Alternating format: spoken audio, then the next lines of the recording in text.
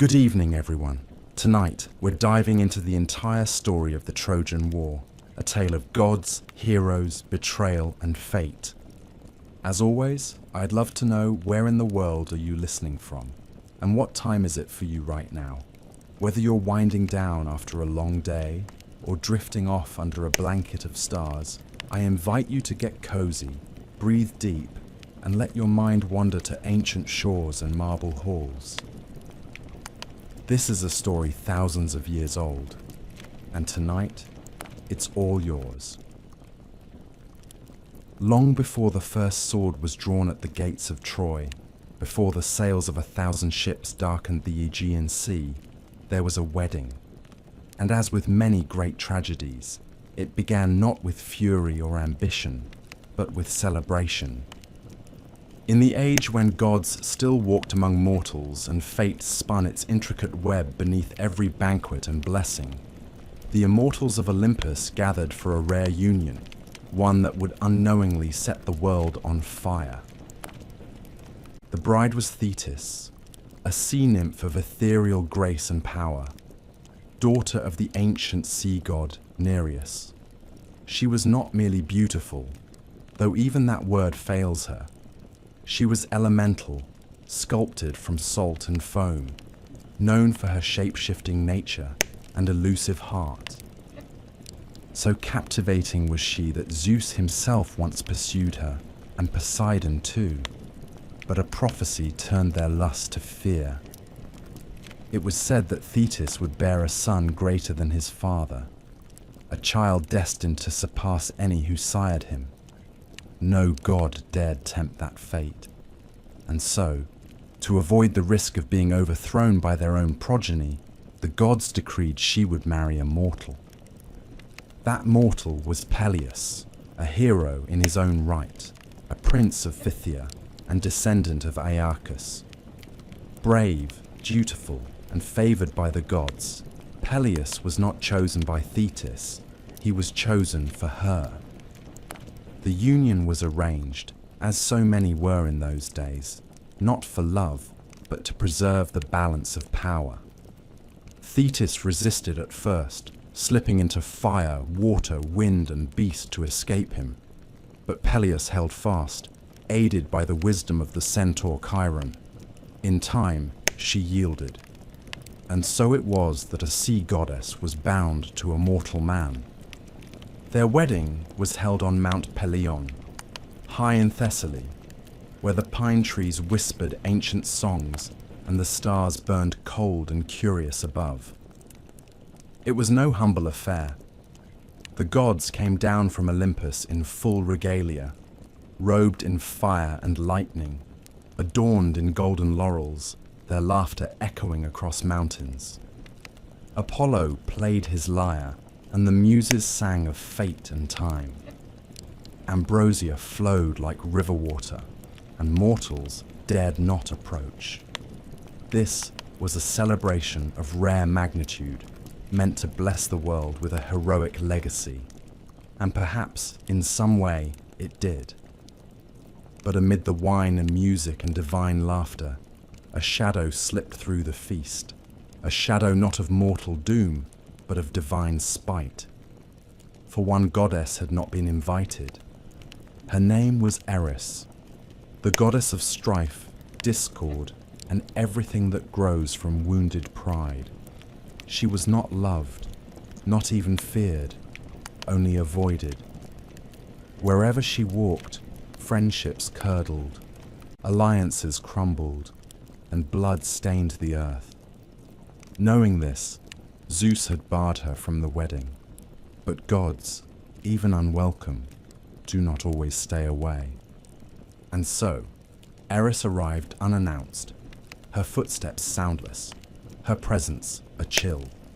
She did not shout or rage. Instead, she offered a gift, a golden apple, perfectly shaped, its surface inscribed with 3 fateful words, "To the fairest."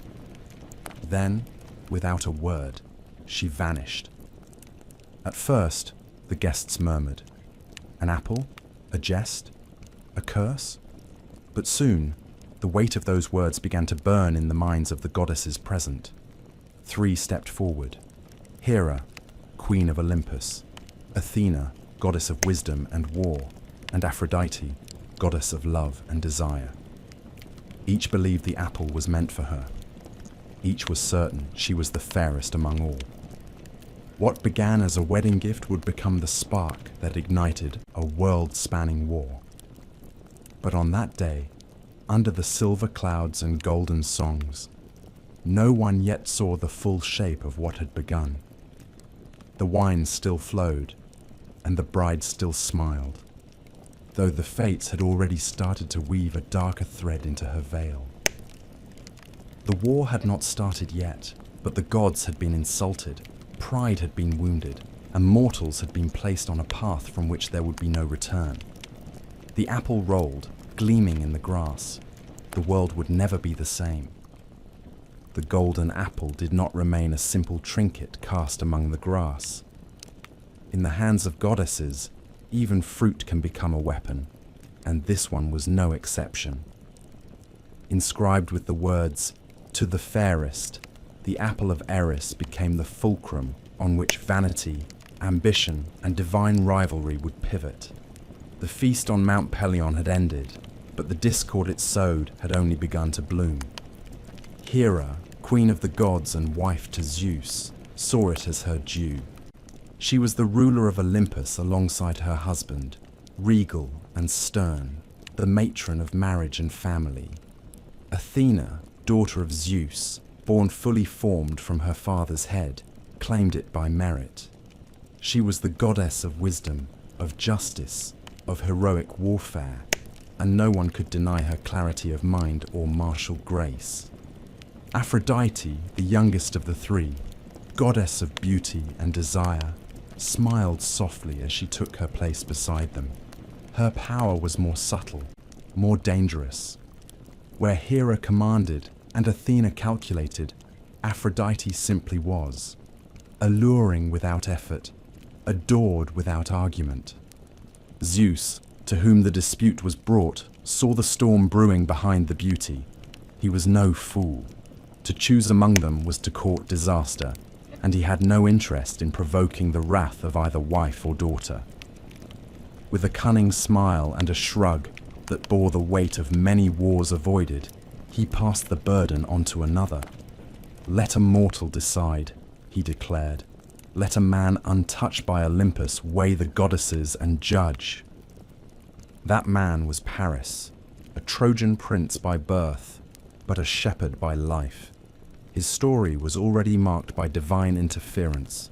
At his birth, a prophecy foretold that he would bring about the destruction of Troy. To avoid such a fate, King Priam and Queen Hecuba ordered the child exposed on Mount Ida, left to die of cold and time. But fate is not so easily undone. A herdsman found the infant and raised him in obscurity, and so Paris grew not in a palace but among flocks, his beauty rivaling that of the gods, his charm already legendary. To Mount Ida came Hermes, the fleet-footed messenger, bearing the 3 goddesses and the gleaming apple. Paris, unaware of what he was being asked to judge, stood on a quiet hillside, the air still with the weight of something enormous. The goddesses appeared before him in their glory, each one a vision of power, grace, and divine splendor. They did not simply stand before him. They made their cases, and in doing so, they betrayed the depths of their ambition. Hera offered power. If Paris chose her, she would make him lord over all of Asia. His name would be spoken with fear and reverence. Kingdoms would bow, and empires would kneel. Athena offered wisdom and victory. She promised him a warrior's glory, eternal renown, and mastery in battle. No army could stand against him. No enemy would outthink him. But Aphrodite said nothing of war or rule. She offered something more ancient than either. She offered love. She promised him the most beautiful woman in the world, Helen of Sparta, daughter of Zeus and Leda, wife to King Menelaus, famed for her beauty across all of Greece. Aphrodite promised that Helen would be his, and that her heart would burn only for him. Paris, who had known neither throne nor glory, who had grown among the simple rhythms of a shepherd's life, did not hesitate long. He gave the apple to Aphrodite. In doing so, he earned her favor, and with it, sealed his fate. He also earned the eternal enmity of Hera and Athena, goddesses who would never forgive the slight, nor forget the consequences. That simple act, made under the soft sun of Ida, would echo across oceans and through generations. Paris had judged beauty above power, desire above wisdom, and love above war. But war would come all the same, and somewhere on Olympus, Eris would have smiled. In the city of Sparta, at the edge of the Peloponnesian hills, stood the palace of Menelaus, king of the Lacedaemonians. His throne was not as grand as Agamemnon's at Mycenae, nor his armies the largest in Greece, but his household was graced by a woman whose name had already become legend. Helen was more than beautiful. She was myth made flesh, the daughter of Zeus and Leda, said to have been born from an egg after the king of the gods took the form of a swan to seduce or ravish her mother, depending on the tale one prefers. Her face, it would later be said, could launch 1,000 ships, but in those days it simply turned heads and stirred kingdoms to jealousy. Helen had been courted by many, too many for peace to endure if one was chosen over the others. Princes and warlords came from every corner of Greece, each hoping to claim her as bride and ally. To prevent bloodshed and preserve his own position, Helen's mortal father Tyndareus, under the counsel of the clever Odysseus of Ithaca, had all suitors swear a binding oath. Whosoever won Helen's hand, the others would defend that union, and should anyone dare to take her from her husband, all swore to wage war in her husband's name. That oath, made lightly by men still hoping to win her, would one day bind them all to ruin. Menelaus won her hand. He made her queen of Sparta, and by most accounts she was not unhappy. They had a daughter, Hermione. Their lives, if not extraordinary, were stable and admired. But then Paris arrived. The Trojan prince came not as a raider or conqueror, but as a guest, welcomed into Menelaus's home under the sacred laws of hospitality. The Greeks called it xenia, a bond between host and guest so holy that even the gods upheld it.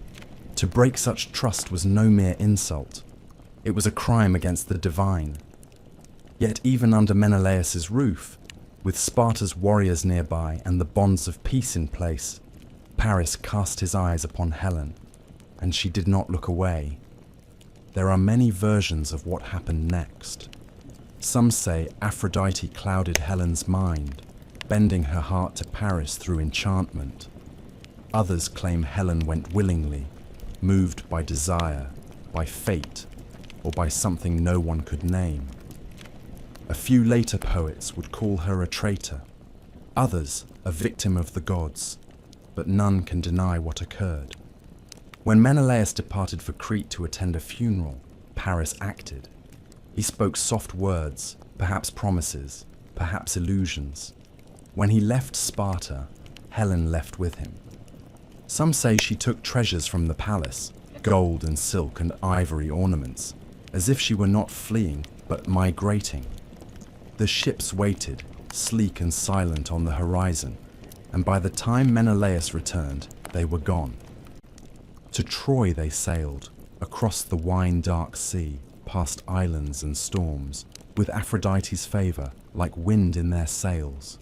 Behind them, they left not just an empty bed and an outraged king, but a violated oath, a broken alliance, and a question that would tear the Greek world apart. Was Helen stolen, or did she choose? Was she captive, or conspirator? Even then, the answer was unclear, but to Menelaus and to the Greeks who had sworn their loyalty, it mattered little. What mattered was that she was gone, taken, and there could be no peace until she was returned. In Troy, King Priam welcomed Paris with open arms. The city was ancient, mighty, rich in towers and history. Its walls had been built by gods. Behind those walls now stood Helen of Sparta, her presence both a prize and a curse. Some among the Trojans rejoiced, dazzled by her beauty. Others muttered darkly, sensing doom in her arrival. But it was too late. Across the Aegean, kings began to stir. Swords were drawn from beneath beds, where they had long slept in peace. Ships were hauled to shore and readied for war. Old oaths were remembered, and old rivalries reignited. Helen was in Troy, and Greece would come for her. Not for love, perhaps, and not only for honor, but because a promise had been broken, and because pride is louder than reason. The gods watched in silence. The winds began to change. The war had not yet begun, but it had already become inevitable.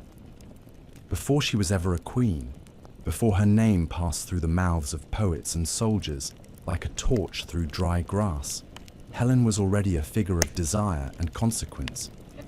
From the moment she came of age, her beauty was no longer just admired. It was weaponized, spoken of in hushed awe or loud challenge across every kingdom of Greece. Kings, princes, warlords, and heroes journeyed to Sparta, not for conquest or treaty, but for the chance to court the daughter of Zeus. She was not merely the fairest of mortal women. She was the daughter of a god and the jewel of the Spartan line. To win her hand would be to gain not only a powerful alliance, but a measure of divine favor. To lose her, it was feared, could mean civil war.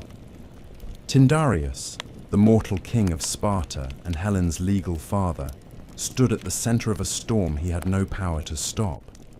Dozens of suitors arrived, bearing gifts, boasting of their deeds, each more eager than the last. Among them were names that would one day shape the world. Menelaus of Mycenaean blood, brother to mighty Agamemnon. Odysseus of Ithaca, clever and sharp-tongued, more reliant on wit than muscle. Ajax of Salamis, vast as a mountain and slow to smile.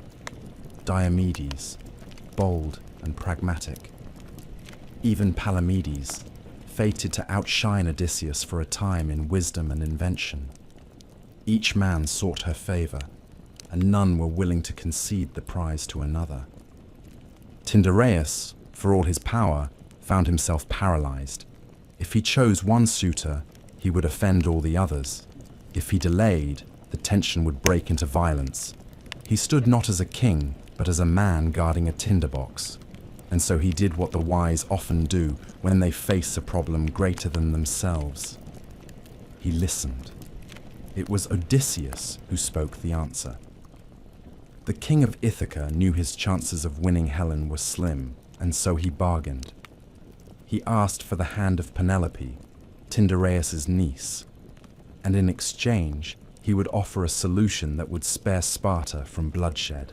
Tyndareus agreed, and Odysseus proposed an oath. Odysseus, every suitor, he said, should swear a solemn vow.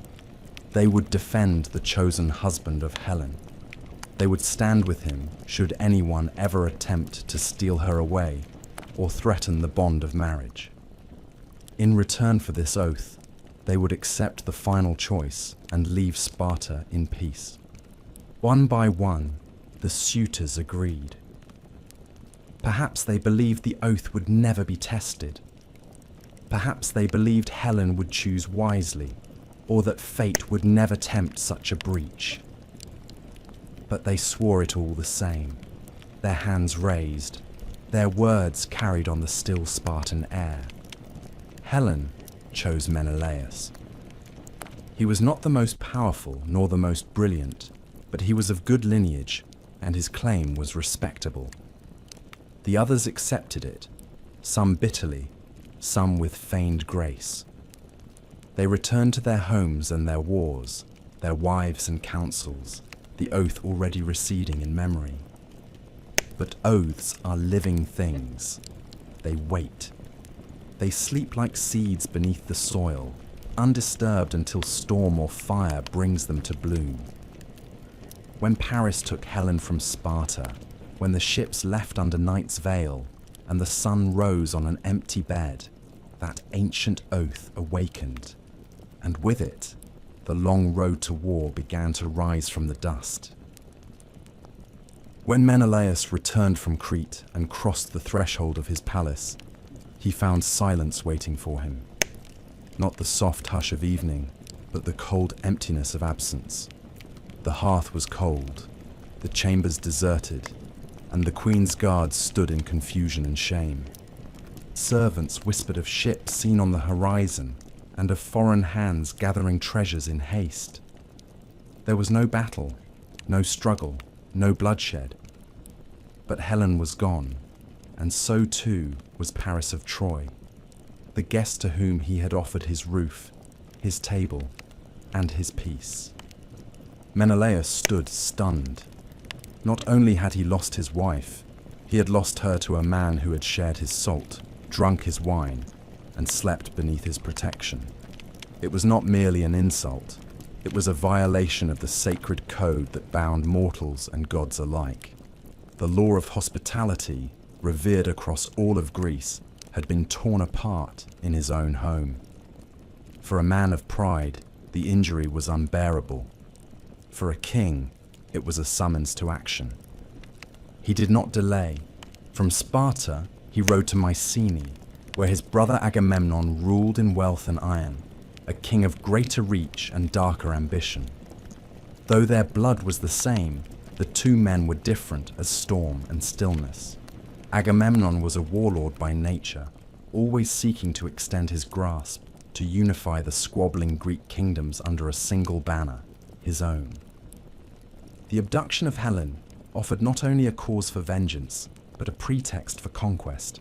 And so, when Menelaus stood before his brother and spoke of Paris, of Troy, and of the oath sworn by Helen's former suitors, Agamemnon listened with growing interest. Together they summoned the kings of Greece. Messengers were sent to every coast and island. Riders thundered through olive groves and mountain passes. From Pylos to Argos, from Ithaca to Thebes, the call went out. The suitors who had once pledged their swords in peace were now called to honor their word in war. The oath that had slept in comfort now demanded sacrifice. Some responded at once, eager for glory or duty or the thrill of battle. Others hesitated, bound by their own troubles or wary of distant vengeance. Not all were willing. Not all believed Helen worth the blood of thousands. And yet, the oath held power. It was spoken in sacred trust, and to break it would stain not only a man's honor, but his legacy. Reputation in the Greek world was no small thing. It was the shield against time, the echo a man left behind when his bones turned to dust. And so they came.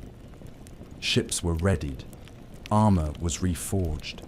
Young men were summoned from fields and halls, told they would sail to a city they had never seen, for a queen they had never met.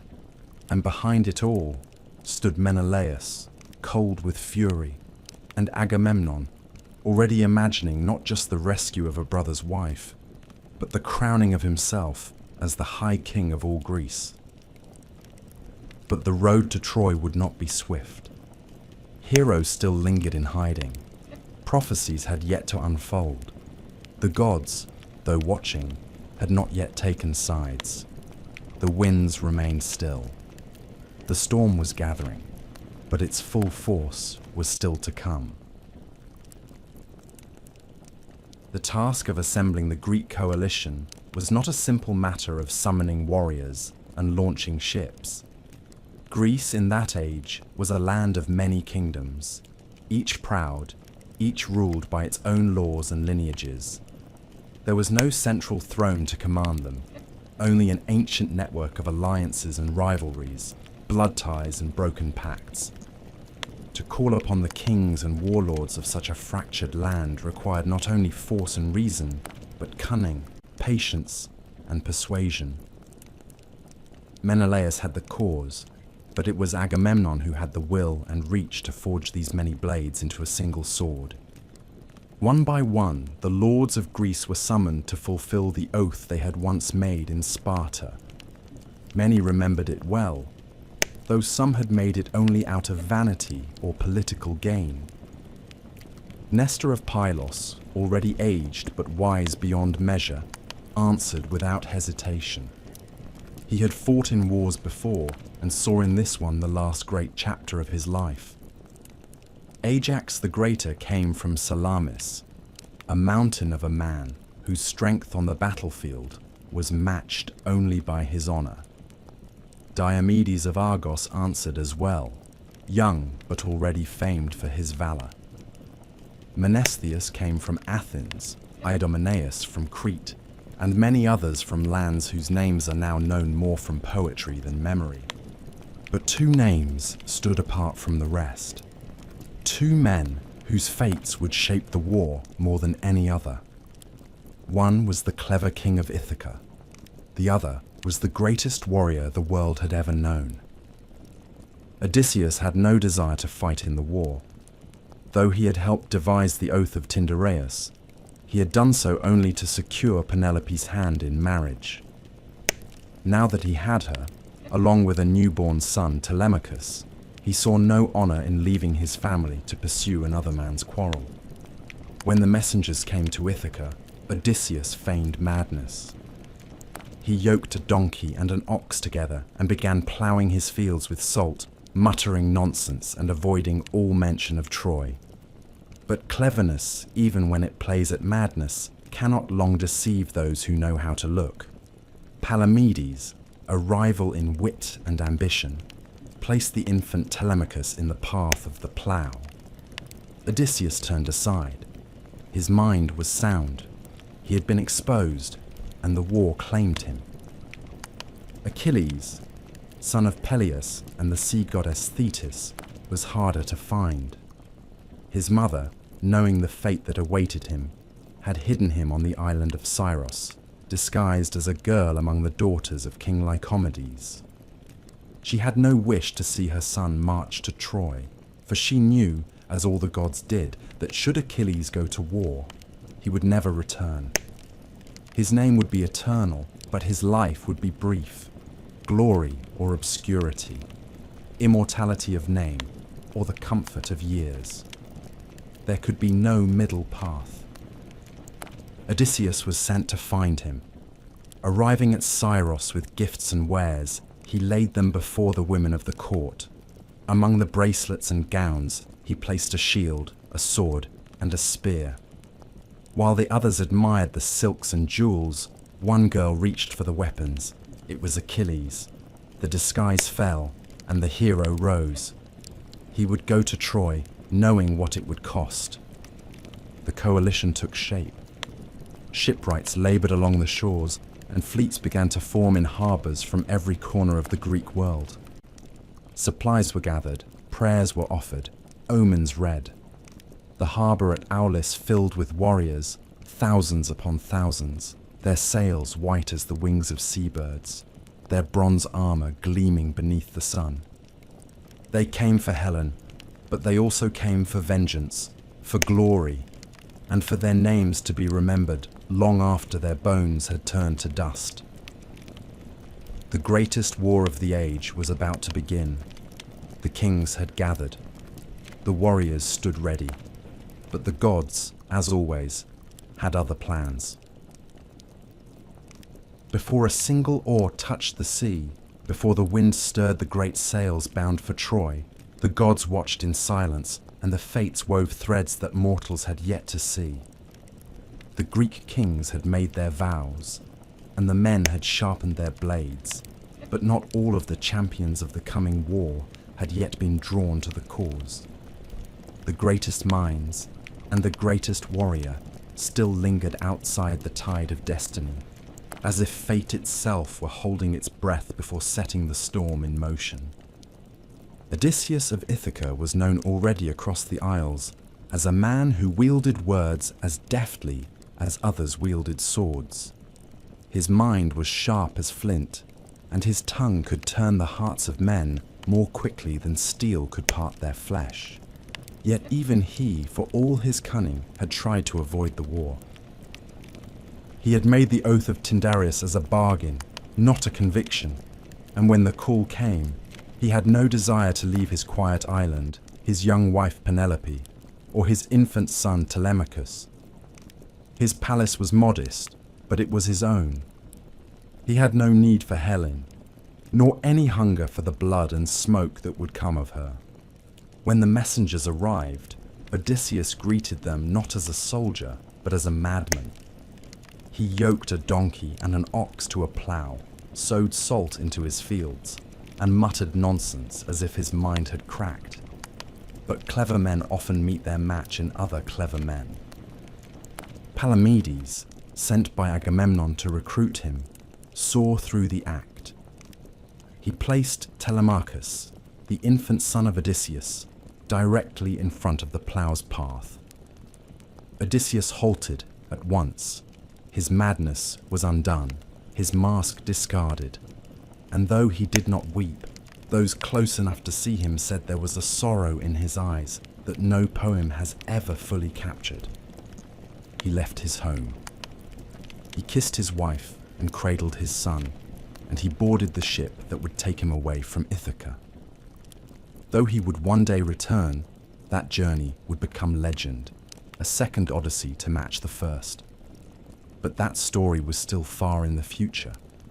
For now, Odysseus had committed himself to a war not of his choosing, and he would not return the same man who had left.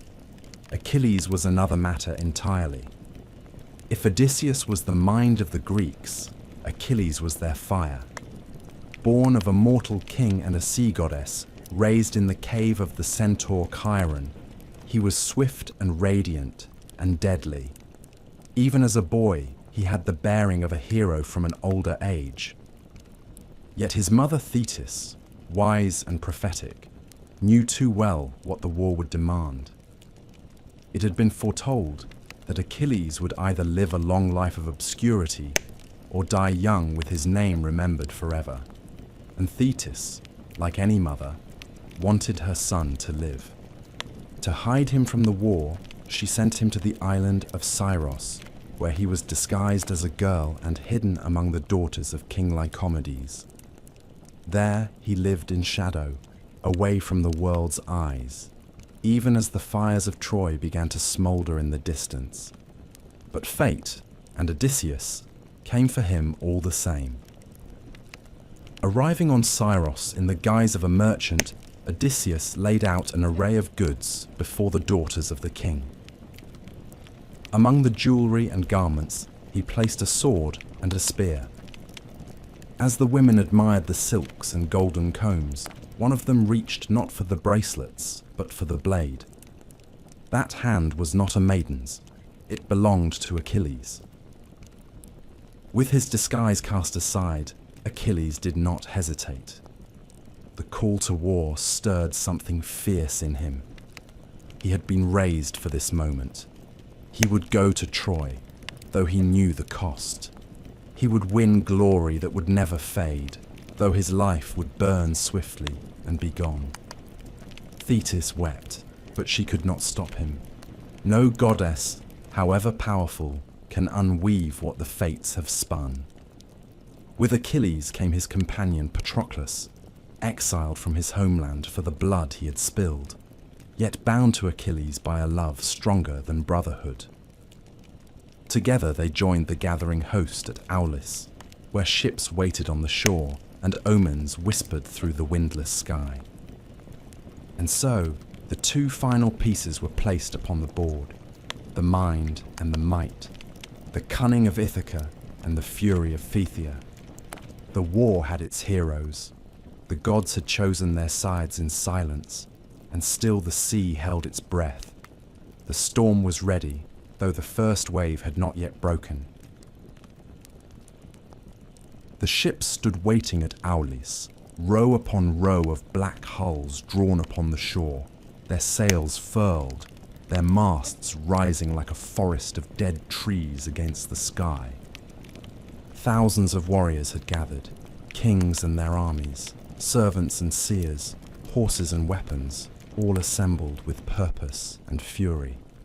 But the sea remained still. The winds would not come. Days turned to weeks, and the tide did not change.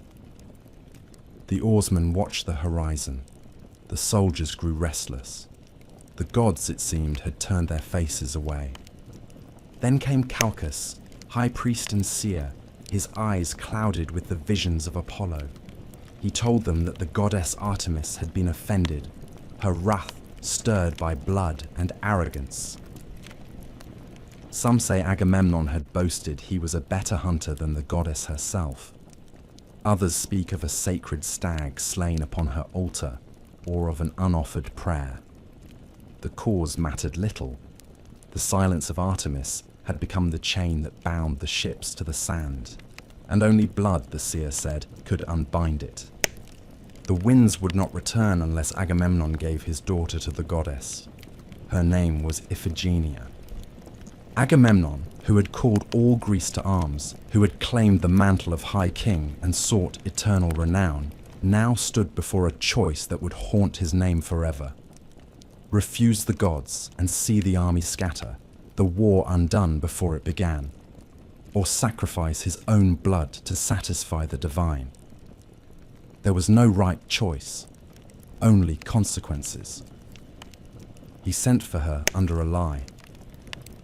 A letter was written to Clytemnestra, the queen of Mycenae, summoning mother and daughter to Aulis under the pretense of a wedding.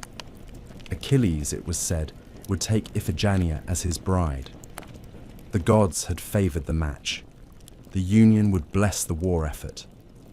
There was joy in the palace at the news, and Iphigenia came willingly, dressed in white, her hair bound in ribbons, dreaming of love and honor. But there was no altar of marriage waiting for her. There was only a pyre and a blade, and the heavy silence of soldiers who could not meet her eyes. When the truth was revealed, some say she wept. Others say she stood tall and proud, that she understood the weight of her sacrifice and embraced it like a heroine of old. There are those who claim Artemis spared her in the final moment, whisking her away in a cloud and placing a stag upon the altar instead. But that is a gentler tale, meant for children and bards. What most believe, what the winds remember, is that she died in the name of war, that her father gave his daughter to the gods so that he could lead 1,000 ships to Troy. And with her blood, the winds returned. They came as a whisper first, then a rising cry. The sails were raised, the anchors lifted, the Greek army moved at last, the sea now open before them, the war no longer a promise, but a certainty. Behind them, the shore of Aulis faded into mist. Before them, the towers of Troy stood waiting. At last, the winds rose over Aulis. They came not in sudden fury, but in a long breath that stirred the sea like a sleeper waking from uneasy dreams.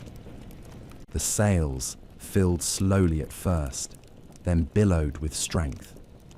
The air smelled of salt and faraway promises. 1,000 ships, more than any army had ever gathered beneath one cause, now lined the shore like an invasion of shadows.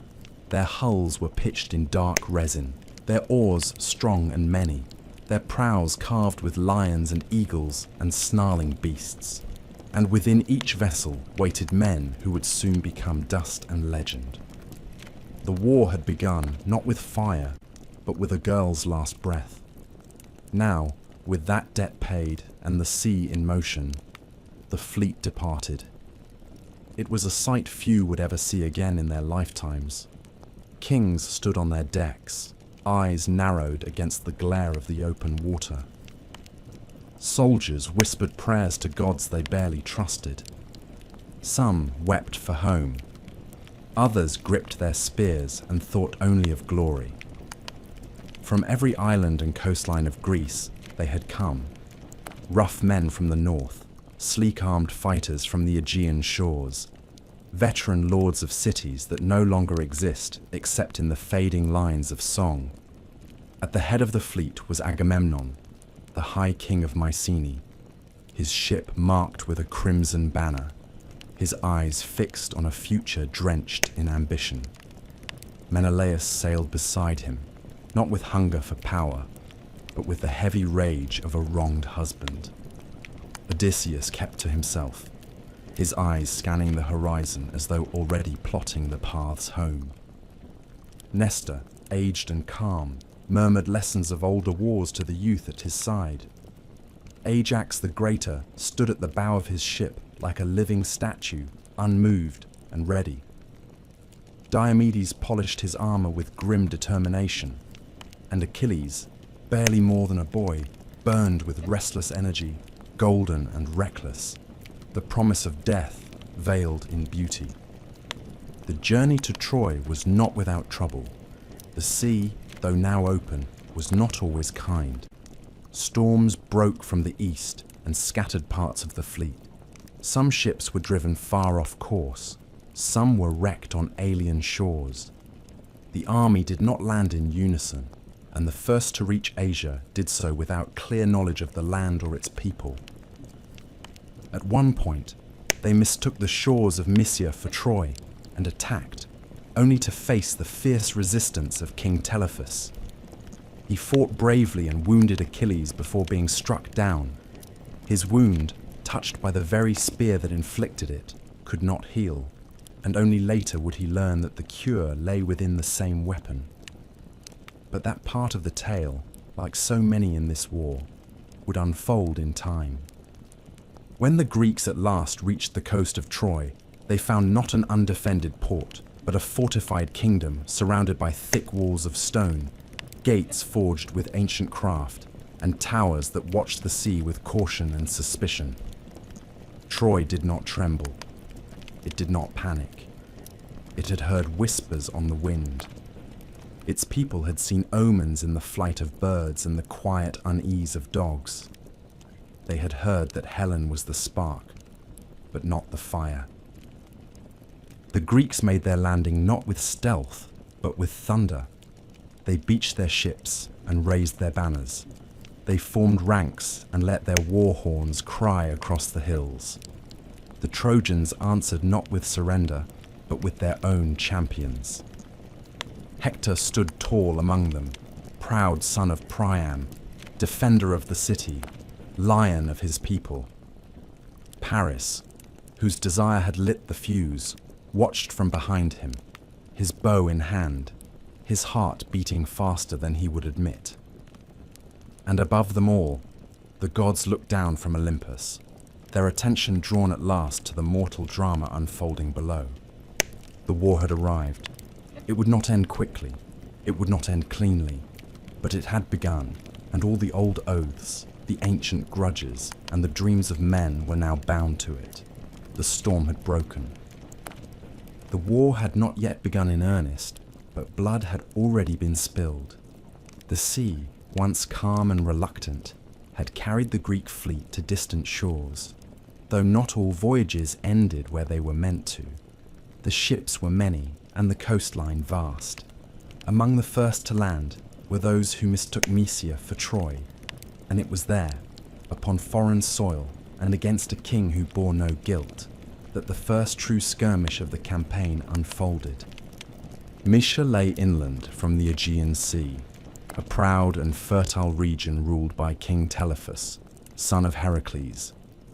His people lived in peace, far from the intrigues of Troy, untouched by the crimes of Paris. Yet when the Greeks came ashore, seeing foreign walls in the distance, and believing them to be the fabled city of Priam, they did not wait for certainty. Their swords were drawn. The land was raided. The village fires were lit. And so, Telephus answered. He met the invaders not with pleas or surrender, but with the fury of a warrior king descended from divine blood. Mounted upon his chariot, spear in hand, he cut through the Greek ranks with terrible speed. Few could match him in open battle. The Greeks, caught off guard by the resistance, faltered in their advance.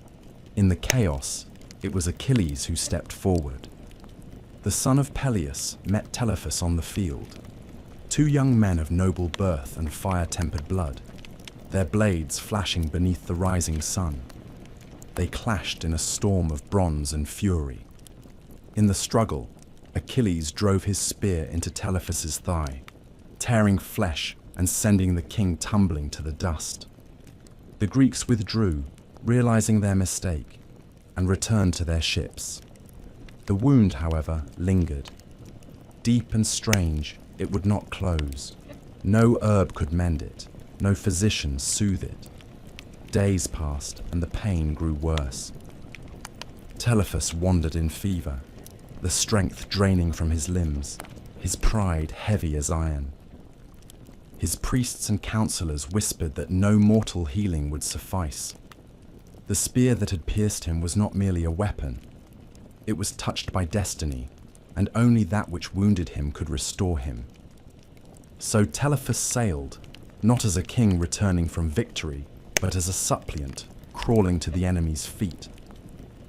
He came to the Greek camp in disguise, hooded and limping, and found Agamemnon and Odysseus seated in war council. There, before the very men who had burned his villages and spilled his blood, Telephus laid down his sword and begged not for mercy, but for life. It was Calchas, the seer, who spoke the truth. The wound could only be healed by the hand or weapon that had made it. Achilles, upon hearing this, agreed to help, not out of cruelty or guilt, but because he understood the weight of prophecy and the bonds of fate. Scraping rust from the point of his spear, he applied it to the wound. The bleeding stopped, the skin began to mend, and Telephus stood once more.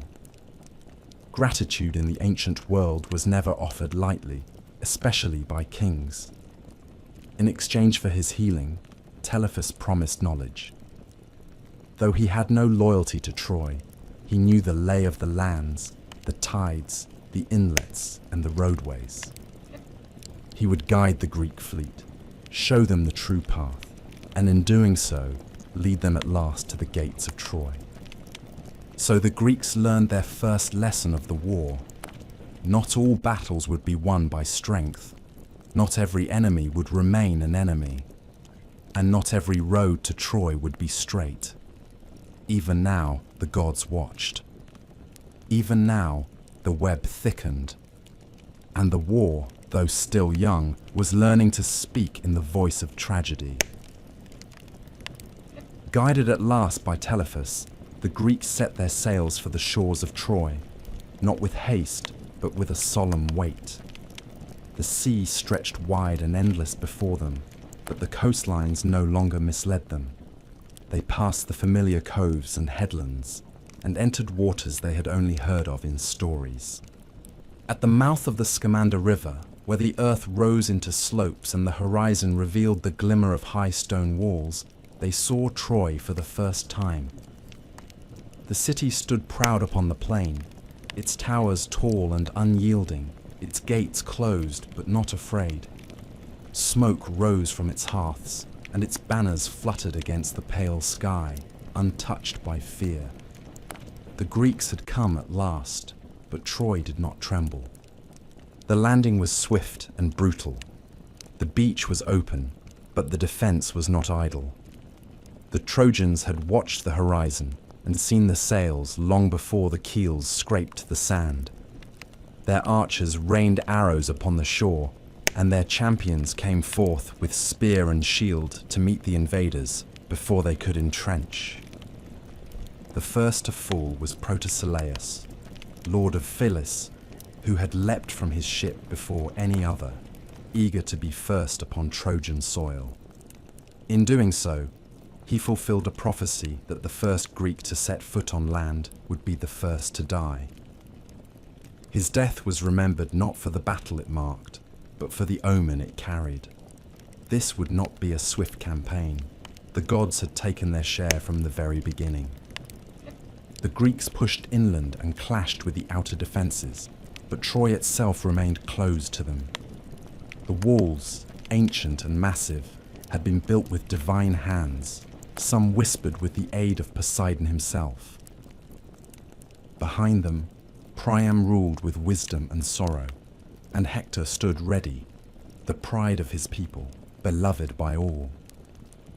Paris, whose desires had brought this fire to their gates, lingered in the shadows of the palace, handsome and hesitant, his bow untouched in its case.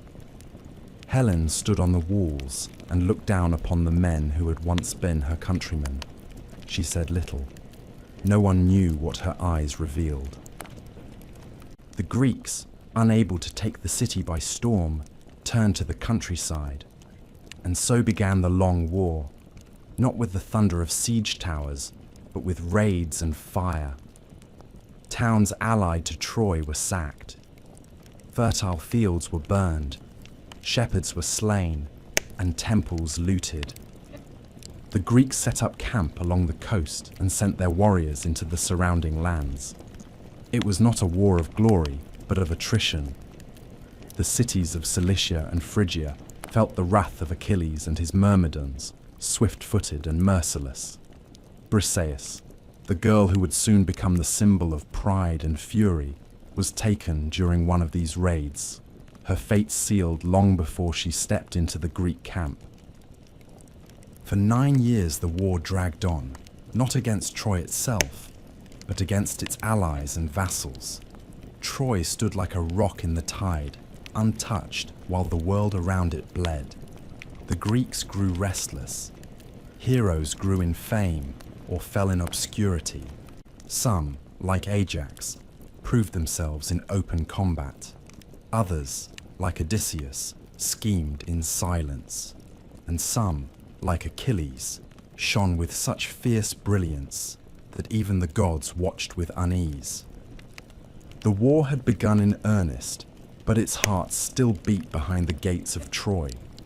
The plains grew red with blood, and yet the walls endured. The Greeks had crossed the sea for glory, for vengeance, and for the face of a woman. Now, they found themselves trapped by time, by the stubborn will of a city, and by the cruel indifference of the gods who had lured them into war. And so the years passed, not with victory, but with waiting. Waiting for the moment when the tide would turn, and the gates of Troy would finally crack. By the 10th year of the war, the plain before Troy had become a graveyard of heroes. The walls of the city still held firm, and the Greeks, for all their ships and swords, had not yet breached them. The tide of battle shifted with the seasons. Some years brought skirmishes and victories. Others were filled with illness and windless days. The gods gave and withheld their favor like gamblers tossing bones across a table. And in the long shadow of that unbroken stalemate, tempers flared, rivalries deepened, and pride began to fester. Among the Greeks, no name burned brighter than Achilles, the son of Peleus, and the sea goddess Thetis. No man could match his speed in battle or his fury in the clash of arms.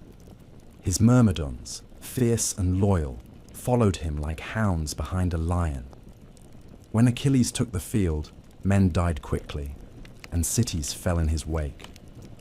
He had sacked 12 strongholds along the coast, and carried their spoils back to the camp, with little regard for strategy or politics.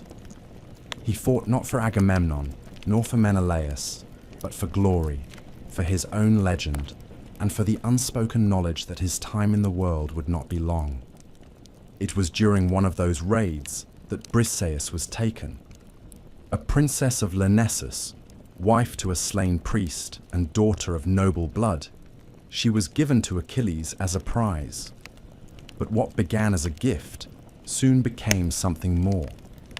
Achilles kept her in his tent, not as a servant, but as a companion, and the men whispered that the great warrior had found affection, even tenderness, within the rage that so often consumed him. Briseis said little, and history does not record her feelings with certainty, but those who saw them together said that Achilles grew softer in her presence, as if some part of him remembered the world before war. Agamemnon, meanwhile, brooded in the heart of the camp. Though he was the High King and commander of all the Greek forces, he knew that his command rested uneasily upon the shoulders of men who did not love him. His pride was vast, but his greatness was not absolute. He envied Achilles, resented the love the soldiers bore him, and feared the way his fame threatened to outshine that of every other Greek. When his own prize, the daughter of a Trojan priest named Chryseis, was taken from him by the will of Apollo, Agamemnon's rage turned not against the gods, but against the one man in camp whom he could not control. He demanded Briseis. The act was bold and cruel, not because he desired the girl, but because he wished to wound the pride of Achilles. And the wound was deep. Achilles did not draw his sword, though many feared he would. He did not strike Agamemnon, though his hand trembled with the urge. Instead, he withdrew. He left the battlefield and returned to his ships.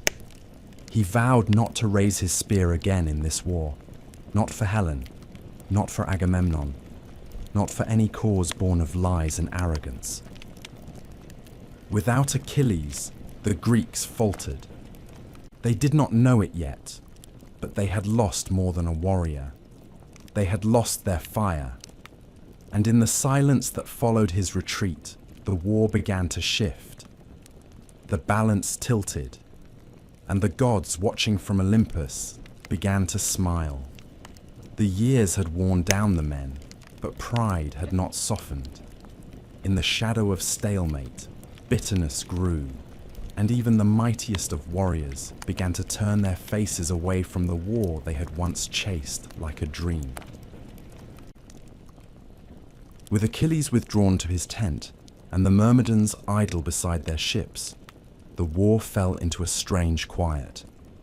The Greeks still held their camp upon the beach, and sent out small raids into the surrounding countryside, but the heart of their army no longer beat with strength.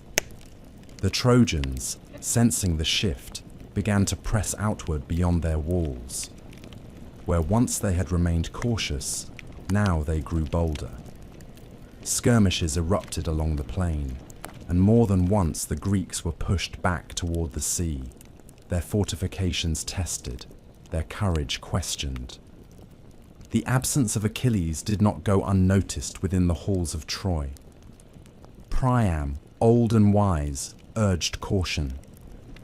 He had lived long enough to know that fortune changes faster than wind on the water. But Hector, his eldest son and the city's greatest defender, saw in the withdrawal an opportunity to press the enemy, to remind the Greeks that Troy still had teeth. Hector had no illusions about the war. He did not crave it, nor take joy in killing. He fought for his city, for his wife Andromache and their infant son Astyanax, for the old king who still sat the throne, and for the gods who watched silently from the heights of Mount Ida. With Achilles gone from the field, Hector struck with swift precision. He led attacks not only against the Greek lines, but deep into the enemy's morale.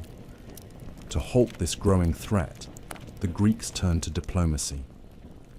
Odysseus, ever the master of words, was sent with Phoenix and Ajax to plead with Achilles. They found him in his tent, surrounded by stillness, his armor untouched, his spear leaning against the wall like a relic of a forgotten self. He listened as they spoke. He heard their arguments, their flattery, their promises of wealth and glory. They begged him to return, to save the Greeks from ruin, to reclaim the honor stolen by Agamemnon. But Achilles, though moved, did not rise. He spoke of betrayal, of a heart made cold by insult, of a war no longer worth the blood it cost. He would not fight, not for Agamemnon, and perhaps not even for Greece. Meanwhile, the war outside his tent grew crueler. Without Achilles, the Greeks were vulnerable, and the Trojans grew more daring. Sarpedon, son of Zeus and king of Lycia, arrived with his forces and struck terror into the enemy lines. He fought like a man who knew the hour of his death but cared nothing for it. Aeneas too proved himself, cousin to Hector and Paris, and a warrior who would one day carry the last ember of Troy far to the west. The gods took sides in secret and in open. Athena guided the spear arms of the Greeks. Apollo stood beside the Trojans. Hera whispered fury into the hearts of commanders. Artemis and Ares chose their favorites without warning. The battlefield had become a game board, and men were the pieces moved by divine hands. Within both camps, losses mounted. Young men who had come for glory now lay nameless in the dust. Ships that had once cut through the Aegean, like birds on the wind, now served as funeral pyres. The plains around Troy grew thick with blood and salt, and the smell of unwashed sorrow. The Greeks lost many, and the Trojans mourned just as deeply. Brothers fell beside brothers. Champions were struck down before their names could be remembered. The war was no longer a tale of shining shields and noble duels. It had become a long decay. Through it all, Achilles remained apart, his grief and rage sealed behind silence. He walked the shore at dawn, speaking to no one. And within Troy, Helen watched from the walls, her eyes tracing the lines of the horizon, searching for something no one could name. Years had passed since Paris had carried her from Sparta. The songs still called her the cause of the war, but those close to her saw something else. Not a seductress, but a prisoner. Not a prize, but a wound that refused to close.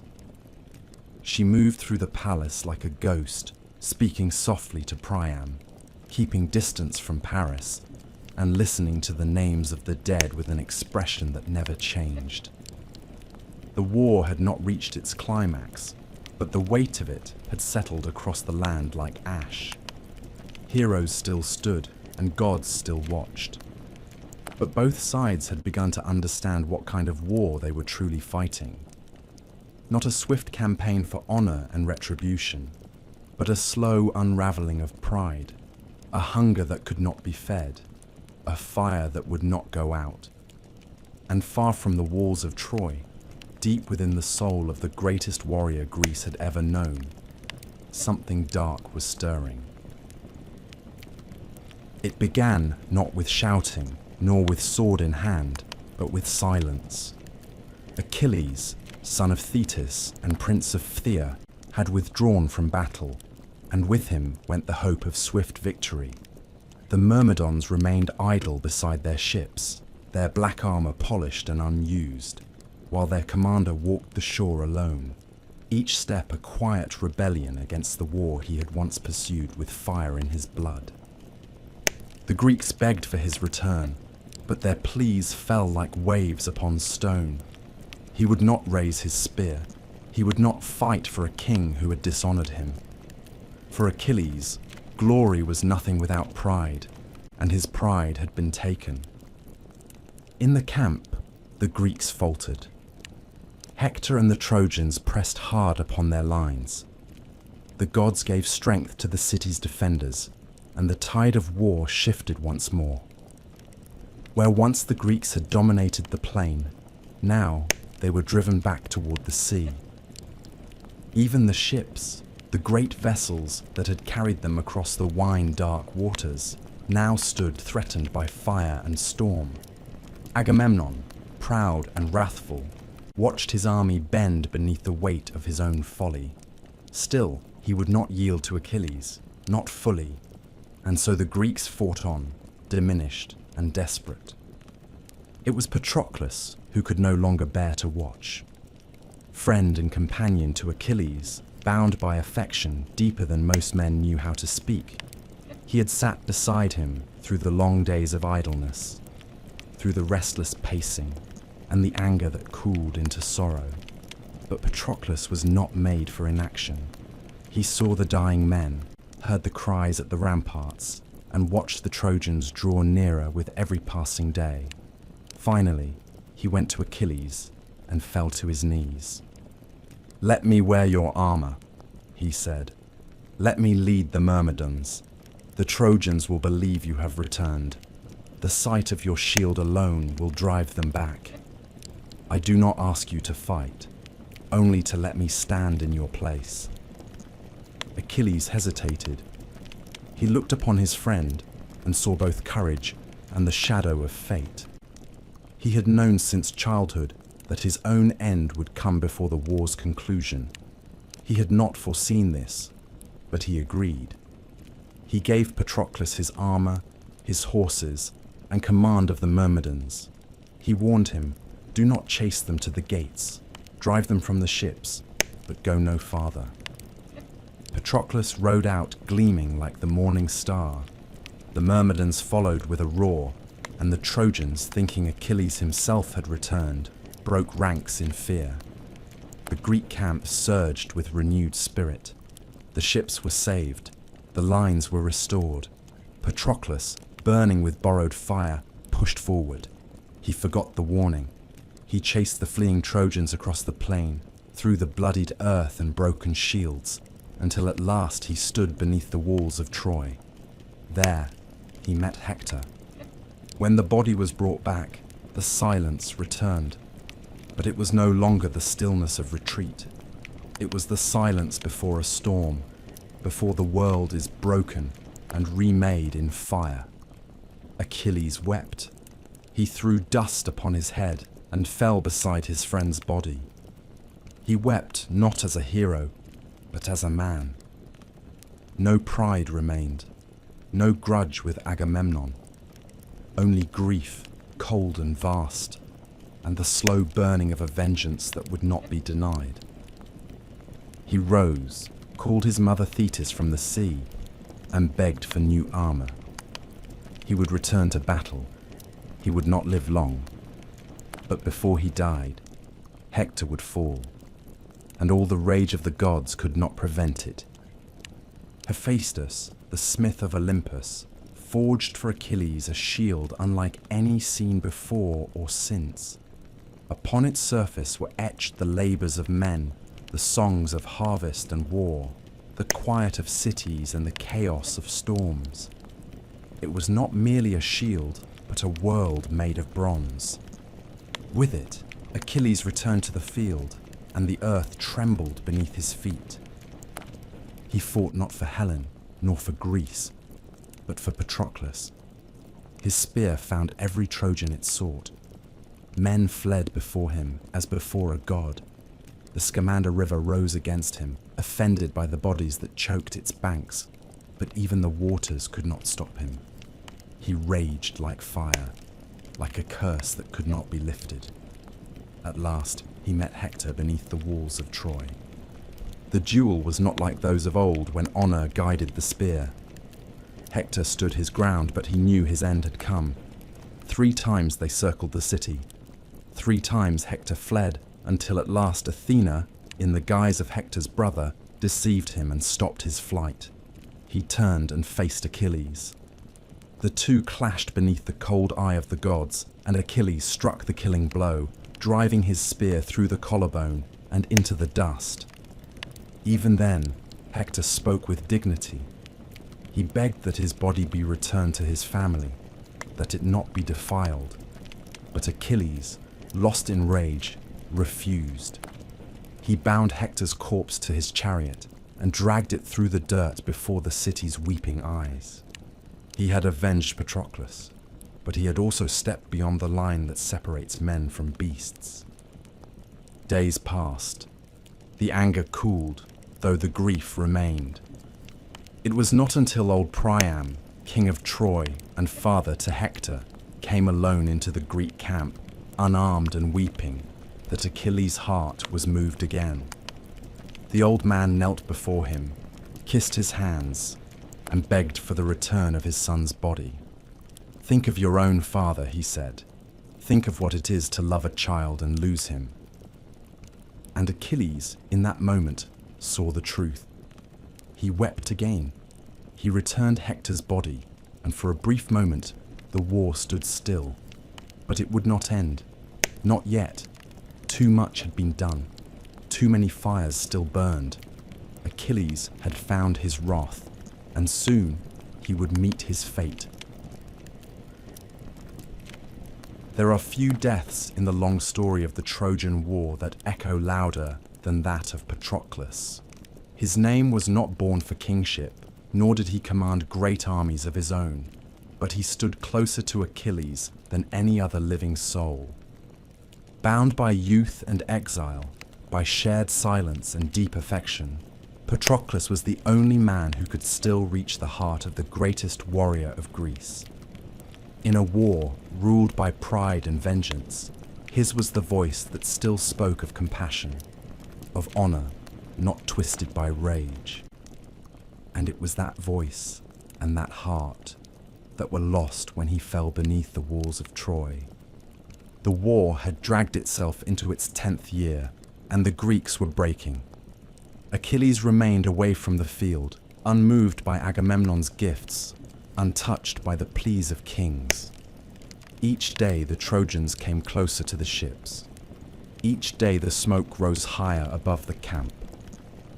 Men who had once sailed with dreams of swift glory now stood shoulder to shoulder in the dirt, waiting for death. Hector was relentless. The gates of Troy, once shut to all but a few, now opened daily to let its warriors spill out across the plain.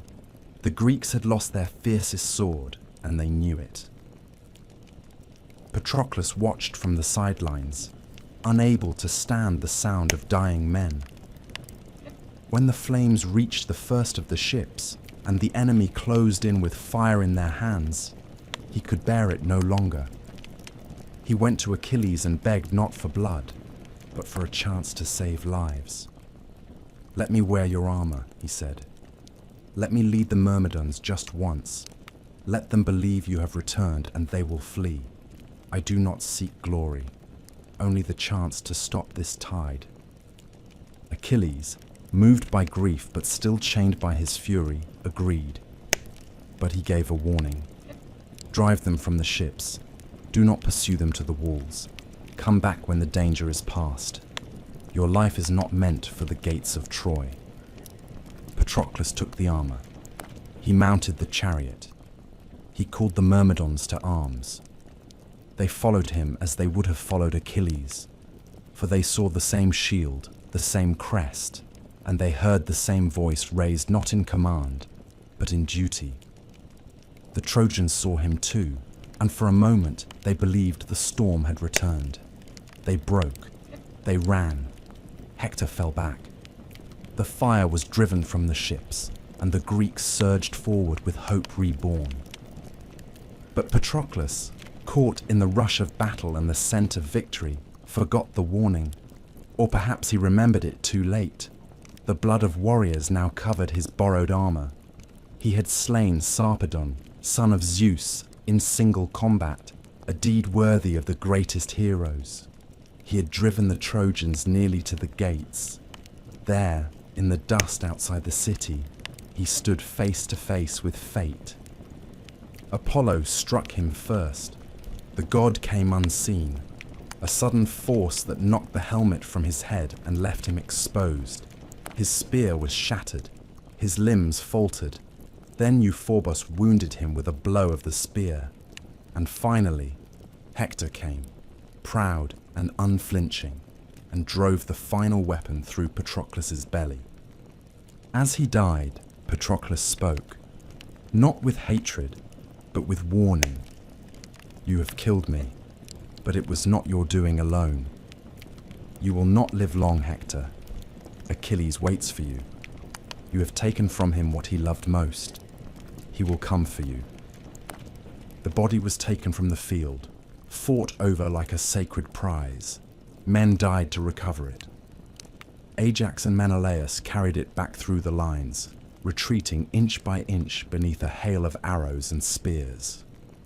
When at last they reached the camp, they laid Patroclus upon a bier before the tent of Achilles. The warrior said nothing. He fell to the earth, tore his hair, and poured ash upon his head.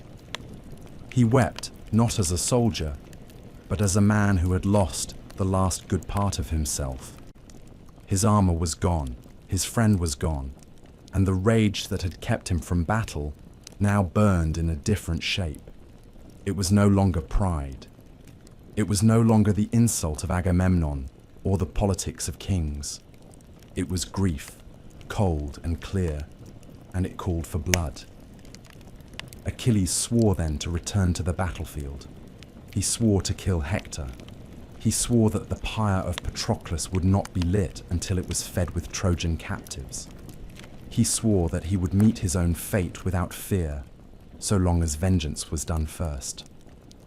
The sea goddess Thetis rose from the waves to comfort her son, but even she could not turn him from the path ahead. She knew what the gods had already spoken. If he returned to battle, he would die. But she did not stop him. Instead, she went to Hephaestus, the divine smith, and begged for new armor to replace what Hector had taken. The god forged a shield unlike any the world had ever seen, bearing on its surface not only the emblems of war, but of peace and cities and harvests, and the full round of mortal life. It was a shield for a man who would never live to see such things again. Achilles took up the armor. He stood before the Greeks, radiant and terrible, and declared that the time of silence was ended. Patroclus would be avenged. The war would burn once more, and Troy would tremble beneath the weight of his wrath. And the gods, watching from above, said nothing. The dawn that followed the death of Patroclus was unlike any that had come before it. It rose not with hope, but with the heavy silence of a battlefield that knew what was coming. The Greeks stirred in their tents and sharpened their spears, but their eyes turned always toward one figure. Achilles stood at the edge of the camp, staring across the plain toward the walls of Troy. The man who had once refused to fight now burned with purpose. He had not returned to the war for gold or honor, nor to redeem the insults of Agamemnon. He had returned for vengeance, and vengeance would be his only guide. The new armor gleamed with divine fire. Hephaestus, the smith of Olympus, had wrought it not only with skill, but with the knowledge that it would soon be soaked in blood. The shield bore images of life untouched by war, a cruel irony in the hands of a man who had nothing left but war itself. When Achilles strapped it to his arm, it was as though the old world had fallen away and only fate remained. He did not wait for permission. He did not call counsel or speak to kings. He walked to the field like a man entering his own funeral, fearless and alone. The Trojans saw him from their towers, and dread spread through their ranks like fire through dry grass. Even before he struck, they felt the weight of his return. He was not merely a warrior. He was the storm the gods had held back, now loosed at last. Achilles led the charge, and the Myrmidons followed without question. The plain erupted in violence. Trojan chariots turned and fled. Men who had stood firm against 10 years of siege now faltered at the sight of one man. His spear found its mark again and again. He moved not with rage, but with cold precision. There was no mercy in him. He was seeking a single name, but any who stood in his way were swept aside like dust before the wind. He found Aeneas and spared him only at the urging of the gods. He found Lycaon, son of Priam, whom he had once captured and sold into slavery. The boy had returned to Troy only to meet the same man who had once let him live. This time, Achilles did not. He struck him down without pause, unmoved by the boy's tears or pleas. He killed Troilus at the altar.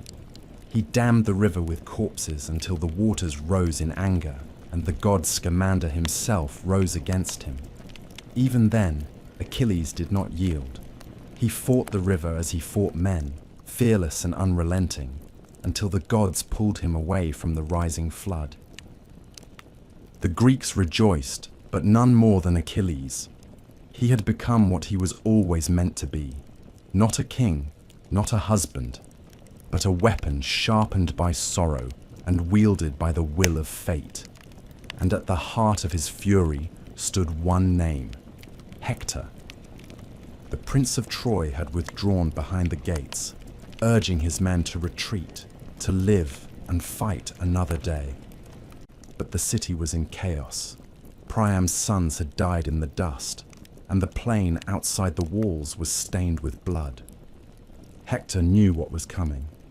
He donned his armor, kissed his wife Andromache, and lifted his son Astyanax into the air one final time. She begged him not to face Achilles. She spoke not of glory, but of the life they had built, of the quiet garden within the palace, of the games their son played in the courtyard. But Hector had no choice. He was the shield of Troy, and without him the city would fall. He walked alone onto the plain and stood beneath the walls. Achilles saw him, and his steps slowed. There, at last, was the man who had taken Patroclus. The two locked eyes, and the world seemed to hold its breath. Then Hector turned and ran. Around the walls of Troy they circled, not once, but 3 times. Hector's courage failed him, and his feet betrayed him, but the gods would not let the chase last forever. Athena appeared in the guise of Hector's brother and urged him to stop, promising help. Deceived and cornered, Hector turned and faced his enemy. The duel was swift and inevitable. Hector fought bravely, but Achilles was beyond mortal strength. The spear flew true, and Hector fell. As he lay dying, he begged not for life, but for dignity. "Return my body to my father," he said. "Let me be buried with honor." But Achilles had not yet returned to himself. His grief still guided him. He refused. He tied Hector's body to his chariot and dragged it through the dust before the eyes of Troy. Andromache screamed from the walls. Priam wept in silence. Paris said nothing. Helen turned away. That night, Achilles held funeral games for Patroclus. He lit the pyre with his own hands. He threw the hair he had grown long into the flames and wept as the body burned. The Greeks gathered to compete in chariot races and spear throws, but no celebration could ease the weight of what had been lost. Achilles sat apart, the fire reflected in his eyes, and the body of Hector still lay unburied. It was not until Priam, aged and bent with grief, entered the Greek camp in secret that the final act of wrath came to an end. The old king knelt before the killer of his son, kissed his hands, and spoke the simplest truth. "I have done what no man has done. I have kissed the hands of the man who killed my child." Achilles looked upon him and saw not a king, but a father. He thought of Peleus, old and waiting in Phthia, and he broke. He returned the body. He washed it with his own hands. He gave it back to Priam and promised 12 days of peace for the burial. That night, in the quiet of his tent, Achilles wept again. For Patroclus, for Hector, for the boy he had once been. He knew his time was short. He knew the gods would come for him. But for a moment, there was peace. The war paused.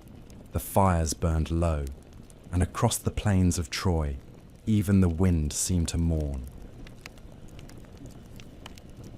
The plains of Troy had not known quiet in many years, but after the death of Hector, the battlefield fell into stillness. The clash of swords, the whistling of arrows, the thunder of hooves upon broken earth, all of it faded. The Greeks stood behind their walls of ship timber, and the Trojans watched from their towers, but neither side raised their hands. It was not a truce sealed by words or treaties, but one born from the weight of grief. Even war must rest when the greatest defenders lie cold and unburied.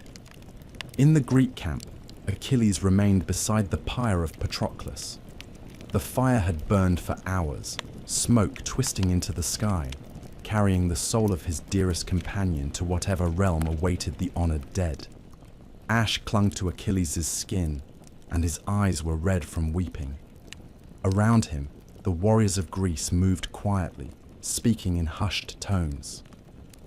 Funeral games had been held, and the spoils of war had been given as prizes, but none could lift the shadow that had settled over the camp. Achilles had avenged Patroclus, but he had not found peace. The body of Hector still lay within his tent, bound and bruised, and each morning Achilles rose and dragged it behind his chariot around the tomb of his friend. And yet the body did not rot. Day after day, Achilles desecrated the corpse, and yet Hector's flesh did not decay.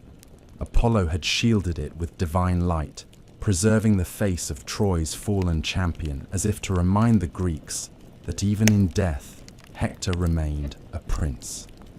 The gods had begun to turn their eyes away from Achilles, not in judgment, but in sorrow. Even Zeus, who had watched the war with detachment and amusement, now stirred. It was time for the wrath to end. That end came in the quietest of ways. Late one night, an old man rode alone into the Greek camp. Priam, king of Troy, father to Hector, passed through the gates unseen, guided by Hermes himself. He was unarmed, cloaked in simple robes, his beard grey with age, his back bent under the weight of years and sorrow. He carried no threats, no arguments, no gold worth the blood of 10 years. What he carried was the memory of a son, and the courage that only grief can summon. He found Achilles in his tent, alone with his sorrow. The warrior did not rise when the old man entered. He did not call for guards or draw his sword. He looked upon Priam and saw not an enemy, but something far more painful, a mirror. Priam knelt before him, lowered his head, and kissed the hands that had killed his son. "I have done what no man should ever have to do," he said. "I have kissed the hands of the man who slaughtered my child." Achilles said nothing for a long time. The silence stretched like a wound. Then he wept. He wept for Hector, whom he had wronged. He wept for Patroclus, whom he had lost. He wept for his own father, Peleus, who waited far away in Phthia, never to see his son return. The grief of the old and the young mingled in that quiet tent, and for the first time since the ships had landed on Trojan shores, there was something like mercy. Achilles rose and lifted Priam from the earth. He washed Hector's body with his own hands. He anointed it with oil and wrapped it in linen. He returned the Prince of Troy to his father, not as a trophy, but as a man who had fought and died with honor. He promised 12 days of peace for the burial rites. No spear would fly, no sword would be drawn. The war, for a brief moment, had paused. Priam returned to the city with his son's body. The gates of Troy opened in silence. Men and women lined the streets, their heads bowed. Andromache fell to the earth when she saw him, her hands pressed to her mouth, her hair falling loose. Hecuba, the queen, tore at her veil. Even Paris, for once, said nothing.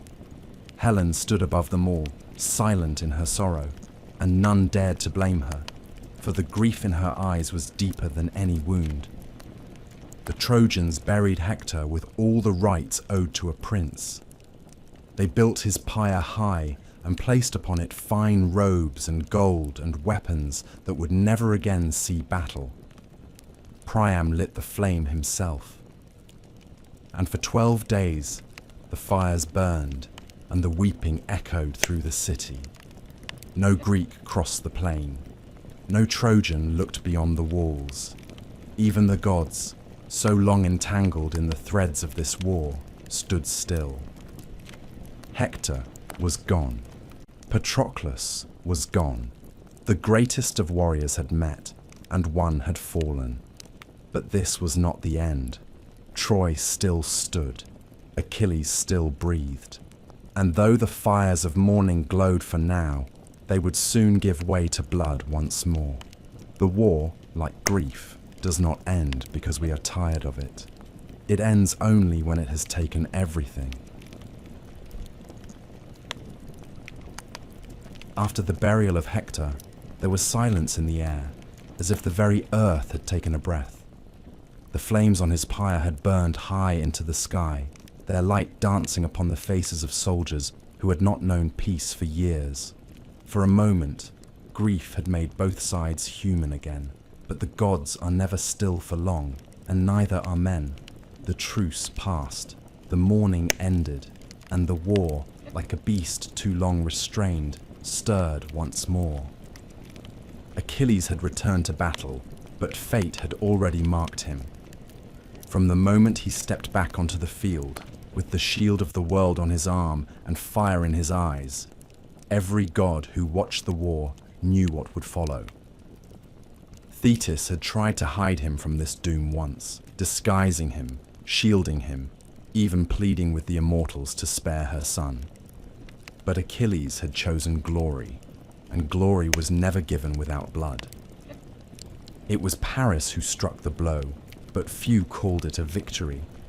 The Prince of Troy, guided by Apollo, loosed an arrow from the walls, and the god carried it to its mark.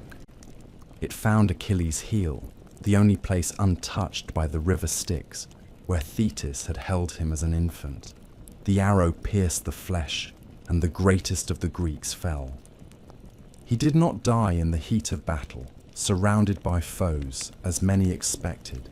He died with the gods watching, with the dust rising slowly around him, and with the knowledge that his name would live even as his body faded. The Greeks carried him from the field in silence. There were no cheers, only the sound of mourning, heavy and low. They burned him on a great pyre, as they had Patroclus, and mixed their ashes together. It was said that their souls were joined in death as they had been in life. A tomb was raised on the shores of Troy, a mound so high that passing ships could see it and remember the wrath and glory of the son of Thetis. With Achilles gone, the Greeks mourned not only the man, but the future they had imagined with him. He had been more than a warrior. He had been their shield, their terror, their hope.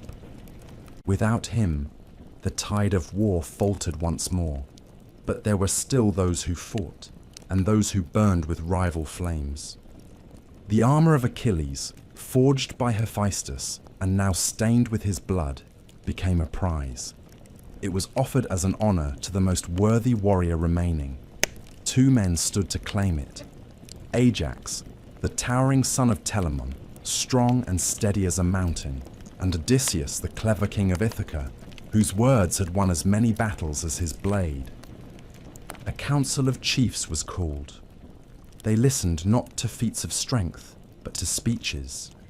Odysseus spoke with elegance and memory, weaving the tale of his service, reminding the Greeks of his cunning and his courage, of the night raids and ambushes, of the walls he had scaled and the men he had rescued. Ajax spoke simply, pointing to the shield he had carried beside Achilles, to the wounds on his flesh, to the loyalty he had never questioned. But the Greeks chose Odysseus. Ajax did not protest. He left the camp and walked into the night, but shame grew in him like a sickness. In the darkness, his mind clouded. He saw enemies where there were none. He drew his sword and slew a herd of cattle, believing them to be the men who had mocked him. When the madness faded and he saw what he had done, he fell upon his own blade. Thus died the strongest of the Greeks, not by the spear of a Trojan, but by the weight of pride and the silence of despair. Others followed. Penthesilea, queen of the Amazons, came to Troy after Hector's death, seeking to honor his memory and to test her strength. She rode into battle with the grace of a dancer and the fury of a storm. The Trojans welcomed her, and for a brief moment, hope returned to their hearts. But Achilles had left a shadow, and none could escape it. Penthesilea met death at the hands of the Greeks, struck down by Achilles' son, Neoptolemus, who had come to the war after his father's fall, bearing his fury like an inheritance. Then came Memnon, son of the dawn, a prince from distant lands, tall and golden, with a spear like sunlight and a host of warriors behind him. He challenged the Greeks, and his presence brought awe even among enemies. But he too was destined to fall, slain in single combat. The gods mourned him. His mother Eos wept, and her tears fell upon the earth as morning dew. One by one, the champions died. Names that had once stirred songs now lay broken beneath the walls of Troy. The war no longer belonged to heroes. It belonged to time and to sorrow.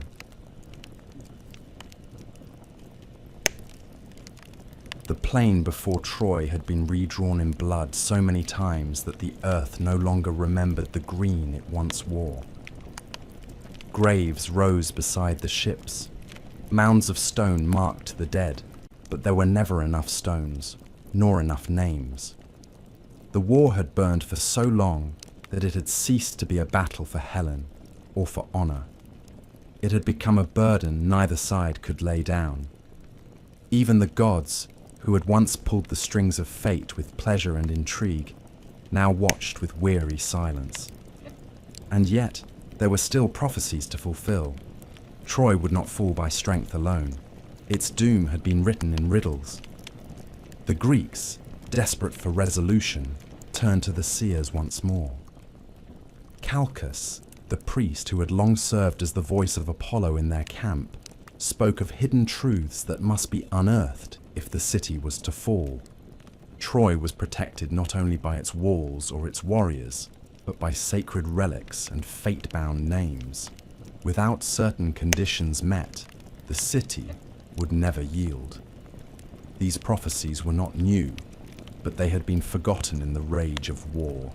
Now, with so many heroes dead and the siege dragging into its final years, they were remembered again. The first was the need for Neoptolemus, the son of Achilles. It was foretold that the bloodline of the greatest warrior must return to Troy to complete what his father had begun. And so Odysseus and Phoenix sailed to Syros, the island where Thetis had once hidden her son. They found Neoptolemus not as a boy, but as a youth already marked by the legacy he carried. He was not his father, but the shadow of Achilles clung to him. He returned with them willingly, bearing new armor, eager to step into the place where his name had been carved before he was born. When he arrived at Troy, the Greeks looked upon him with hope and with fear. For it was said that he would bring the war to its end, but that his hands would be stained with cruelty as well as glory. The second prophecy spoke of the Palladium, a sacred statue of Athena hidden within the city walls. As long as the Palladium remained in Troy, the city would never fall. It had been a gift from the gods in ancient times, a symbol of divine protection. To steal it would be to strip Troy of its soul. Odysseus, ever the trickster, took on the task. With Diomedes at his side, he crept beneath the cover of night and scaled the walls of the city. They found the statue hidden deep within a temple and took it from its pedestal. The theft was quiet, without blood, But when the Trojans awoke and found it gone, they knew something had shifted. A part of the city had died in the darkness, and though the walls still stood, they no longer had the blessing of the gods. The final piece of prophecy spoke of a bow and a wound. The bow had once belonged to Heracles, the greatest of all heroes.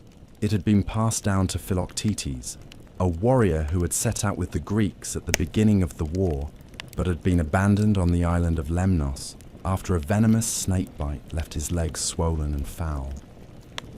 The wound had festered, and his cries had driven the others to leave him behind. Now, after so many years, the Greeks remembered him. Calchas declared that only the bow of Heracles could bring death to Paris, and that Troy's fate depended on its return. Odysseus again took to the sea. He found Philoctetes still alive, bitter and wounded, his legs still stinking of rot, his mind filled with hatred for the men who had left him. But he still had the bow, and he still remembered the taste of glory. It was Neoptolemus who softened his heart, not with lies, but with the truth. He told Philoctetes of the war, of Achilles' death, of the heroes who had fallen and those who still fought. Slowly, the fire returned to the old warrior's eyes. He agreed to return. The gods sent Asclepius' sons, the healers, to cleanse the wound, and once again he took up the bow. When they reached Troy, the sky was grey with prophecy. Paris stood atop the battlements, his bow in hand, his face still beautiful and unchanged, but empty of purpose. The man who had once crossed the sea to claim Helen now stood like a ghost. In the battle that followed, Philoctetes loosed his arrow. Guided by fate and the wrath of Heracles, it struck Paris through the belly. He fell, not like a prince, but like a man who had long since exhausted his story. He crawled to the forest, to the home of Oenone, the nymph he had once abandoned. He begged her to heal him, as she once had the power to do, but she refused. He died in silence, and so the man who began the war did not live to see its end. With Neoptolemus now blooded, the Palladium gone, and Paris dead, the final pieces were falling into place. The Greeks stood at the edge of victory, but the walls of Troy still rose, and within them were men who had not yet yielded, women who still sang for their gods, and a city that had withstood a decade of siege. But prophecy, once fulfilled, does not rest. It waits for the last door to open, and that door would soon appear in the shape of wood and silence. The war was nearly done, but the final act, the cruelest and most cunning, had not yet begun. The war had lasted so long that the soldiers on both sides no longer remembered what peace felt like. Children had been born behind Troy's walls who had never seen the world beyond them. The Greeks no longer counted the years since they first set sail from Aulis. The ships that lined the beach had grown weathered with time, their sails patched and their hulls darkened by salt and sun. The fires in the Greek camp still burned, but they did so quietly, not with the roar of confidence, but with the slow, stubborn persistence of men who had given too much to turn back. The fighting had become a rhythm, like the tide or the passing of seasons. Some days brought blood, others brought stillness. The Greeks no longer believed in a quick victory. The Trojans no longer believed in rescue. And the gods, once so active, now stood distant, their attentions turned elsewhere. Perhaps they too had tired of the slaughter. And yet Troy endured. Its walls, high and ancient, still rose above the plain. Its towers still held watch. Though Hector was gone, and Paris too, the city had not fallen. Priam, aged and sorrowful, still ruled from his high palace. Aeneas still led men in battle. Deiphobus, Helenus, and the last princes of the house of Priam still walked the halls. The heart of the city had not broken. Not yet. Among the Greeks, doubt began to grow. Men whispered that perhaps the gods had lied, that perhaps Troy could not fall. Some called for retreat, for the slow voyage home. Others dreamed of escape, but stayed out of shame, unwilling to admit they had given 10 years for nothing. It was in this weariness, this despair, that a new thought began to stir. It did not come with trumpets or in dreams, but quietly in the tent of Odysseus. He had watched the war not only with the eyes of a soldier, but with the patience of a hunter. He had studied the city, listened to its messengers, and walked among its prisoners.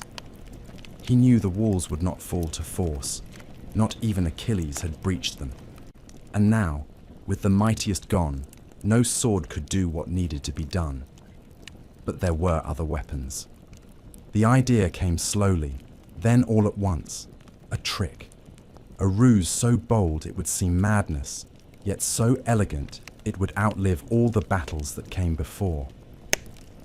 Odysseus did not go to Agamemnon at first. He spoke instead to Epeius, a builder and a craftsman, known more for his tools than for his temper. He told him what to construct: a gift, a hollow monument, a horse great and gleaming, large enough to hold men within it, built not for war, but for worship. They would make it seem a tribute, an offering to Athena, the goddess of wisdom and war, a token of retreat, a symbol of surrender. They would burn the camp, break the tents, and sail away, leaving the horse behind as a farewell. And when the Trojans came to claim their victory, they would find what appeared to be a gift from their enemies, and they would bring it within their walls. Inside the horse, soldiers would wait, silent, armed, hidden in wood and darkness. It was madness, it was genius, and it was the only chance they had left. The Greeks did not all agree. Men like Menelaus hesitated. Others doubted it could work, but they were tired, and they had tried everything else. Agamemnon gave his consent. The ships were prepared. The fires were lit. The illusion of retreat began. And the horse, tall and still, began to take shape beside the shore. At dawn, the Greeks vanished.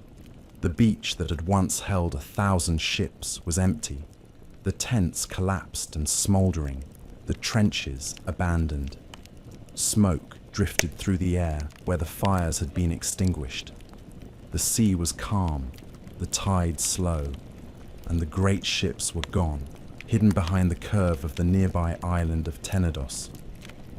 Only one thing remained upon the shore, standing tall and strange among the ashes.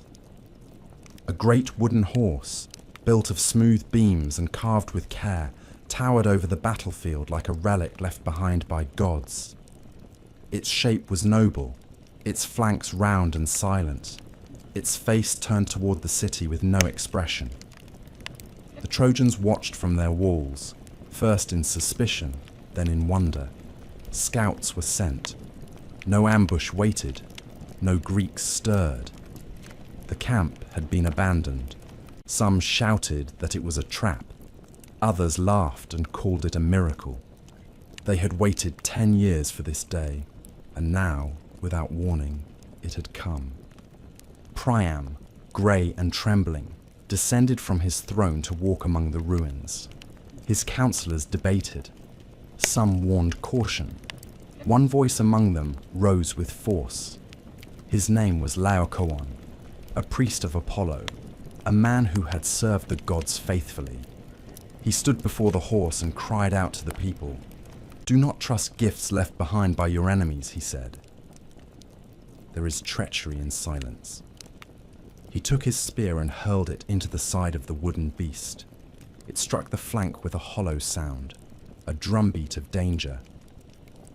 but the sound passed over the ears of those who no longer wished to hear. In that same hour, a second sign arrived. A prisoner was dragged before the gates, beaten and bruised, claiming to have been abandoned by the Greeks. His name was Sinon.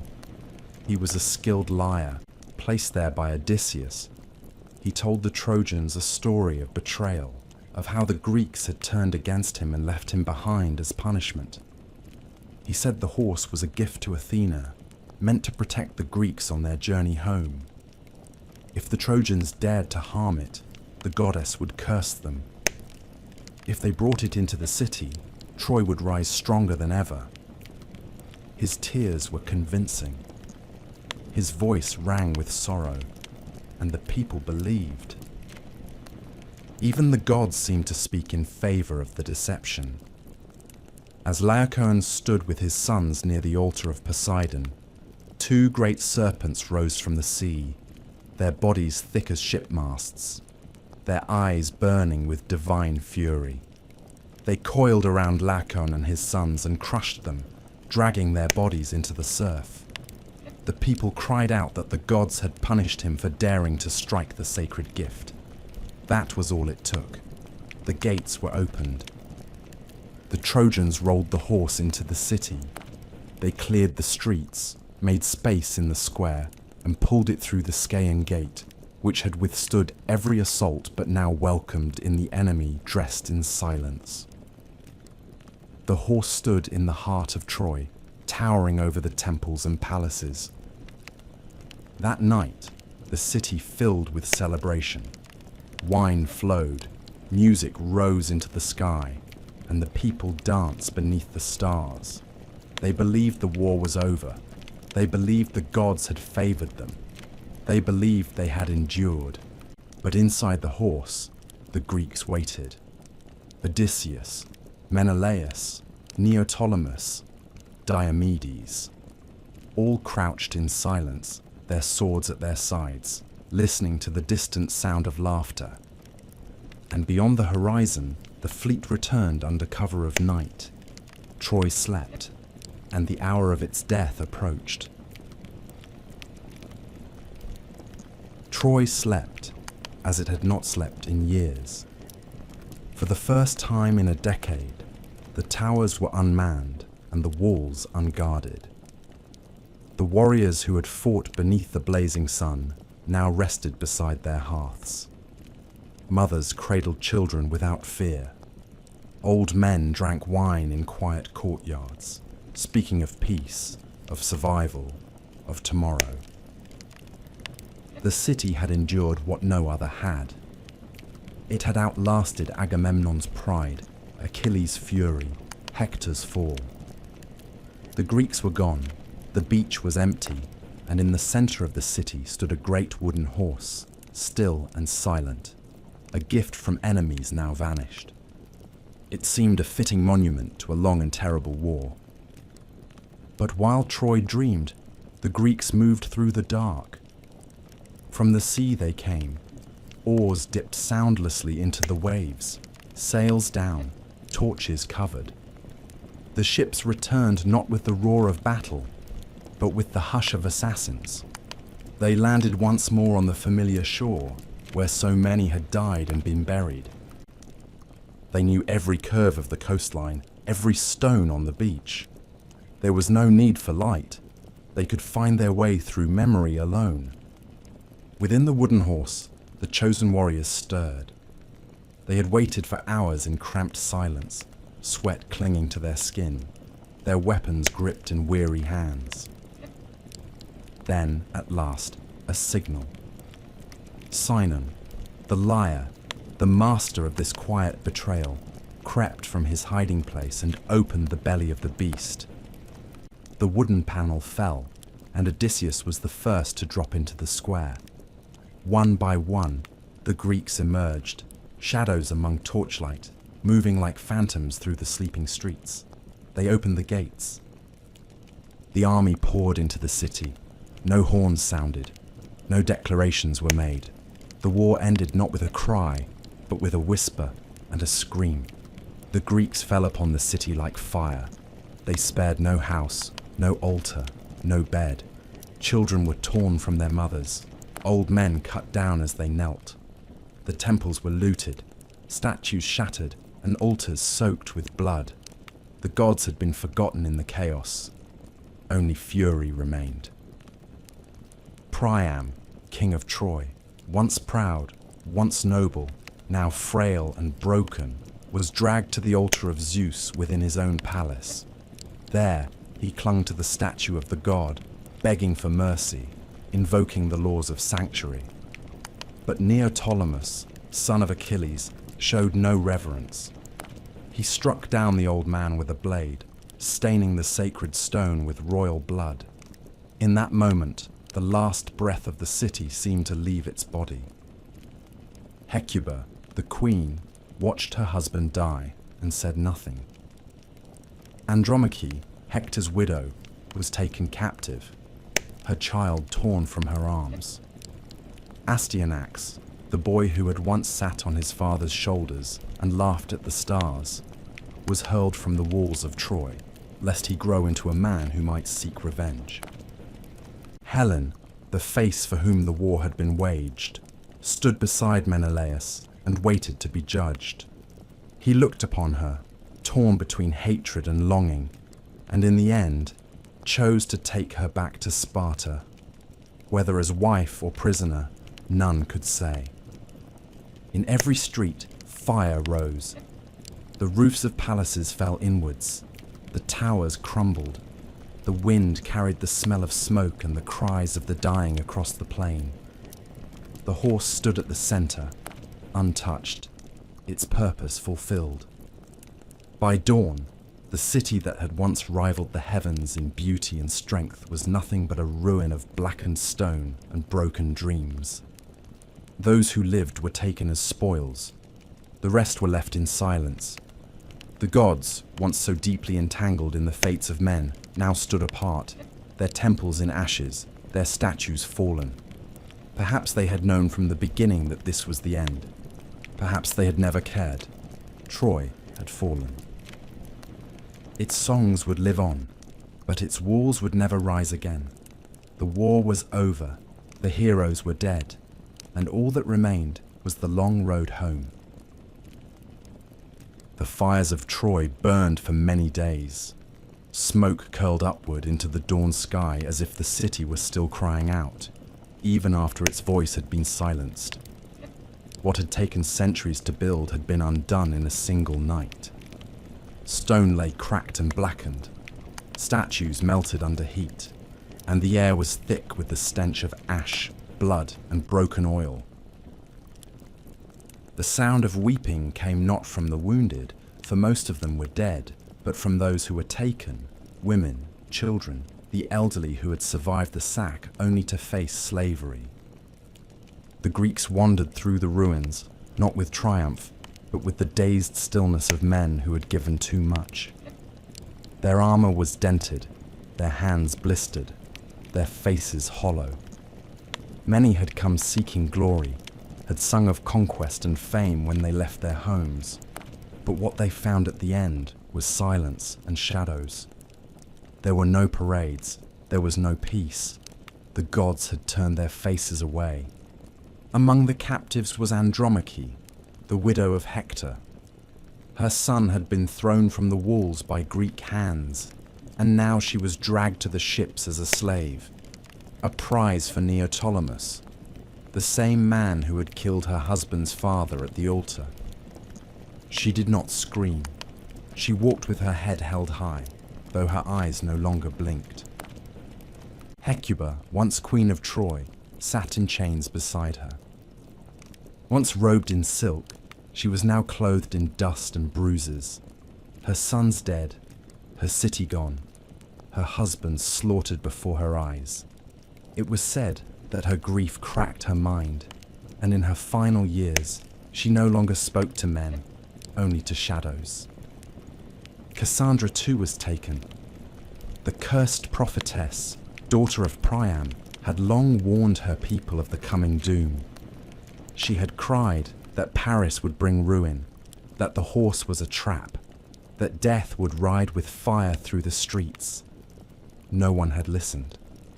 That was her curse, to see the truth and never be believed. When the Greeks found her at the altar of Athena, she clung to the statue in a final plea for protection. But even the gods no longer listened. She was dragged away by Ajax the Lesser, her cries echoing through the ruined halls. For this crime, Athena turned her wrath against the Greeks, and the gods prepared their punishments. Helen walked among the ashes like a ghost. She had been the spark that lit the flame, the cause for which men died, though none could say what she had truly desired. She had watched her first husband fall, her second betray, and 1,000 others perish for the shape of her face. Menelaus found her at last, her beauty still radiant, though dimmed by sorrow. He looked into her eyes and saw not a seductress or a traitor, but a woman who had been swept into a storm far greater than herself. He took her hand, and together they walked back to the ships. Some say he forgave her, others say he never spoke a word. The Greeks loaded their ships with treasure, with women, with the spoils of a broken city. They prepared to sail, to return to the lands they had not seen in 10 years. But the winds would not carry them home easily. The gods had not forgotten the crimes committed. The rape of Cassandra, the slaughter of Priam at the altar, the betrayal of sacred temples, all had angered the immortals. The sea turned against them. Storms rose. Ships were wrecked. Men who had survived 10 years of war now drowned within sight of their homeland. Ajax the Lesser was struck down by a thunderbolt as his ship was shattered upon the rocks. Agamemnon returned to Mycenae only to be murdered by his wife, Clytemnestra, and her lover, who had ruled in his absence. Menelaus and Helen wandered for years before finding their way back to Sparta. And Odysseus, the cunning king of Ithaca, would take 10 more years to return, wandering through storms and monsters, through the lands of witches and the islands of the dead. Not all the Greeks returned. Some remained in foreign lands, some founded new cities, some vanished into legend. The war had ended, but the cost had not yet been paid. The ghosts of Troy followed them. The songs they had once sung in pride now echoed with regret.